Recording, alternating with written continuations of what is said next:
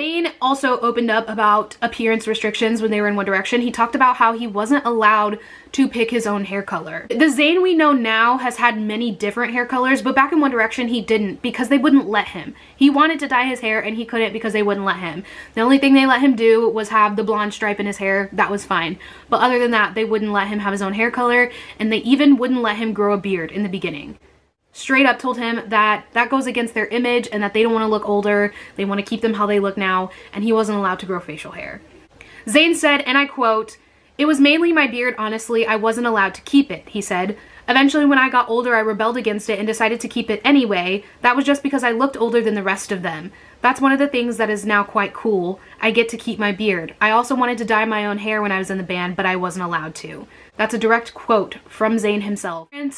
The branding thing also applies to their personalities, roles in the band, how they behave, and how they're perceived. So basically, right from the start, when One Direction signed with Simon, they were assigned these roles or aesthetics or whatever you want to call it in the band. I think the most obvious one was them branding Harry as the flirt, womanizer. Even before the boys got out of the X Factor house, producers and Simon were already trying to brand him as the flirt, where he's like trying to go on a date with multiple girls. Why haven't you returned my text? I don't believe this.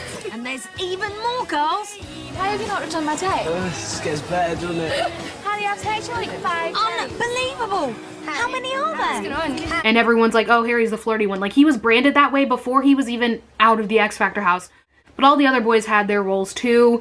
They branded Zayn as this like super dark and mysterious, cool kind of guy. And they branded Liam as like, you know, the daddy of the group, the sensible one, kind of holding the band together. They branded Louis as like this class clown, funny, boyfriend material type of person, which that was fitting for Louis at the time. But then as Louis grew up, his brand changed. All of them kept the same brand pretty much their whole like time in the band, except for Louis. You know, he was dating Eleanor, like this regular girl who went to college and all that stuff. So they branded him out to be like this average boy that you would meet in your hometown, which makes him relatable, which makes people want to like One Direction. That was the point of the brand. Now, this may seem kind of harmless, but it ended up actually really interfering with their personal image and their lives, and ended up staying with them and being carried with them throughout the rest of their time in One Direction. And I'm gonna give you some examples. This is what Zayn had to say about his brand in One Direction. Quote, "I'm actually quite easy, a happy-go-lucky sort of guy," he says.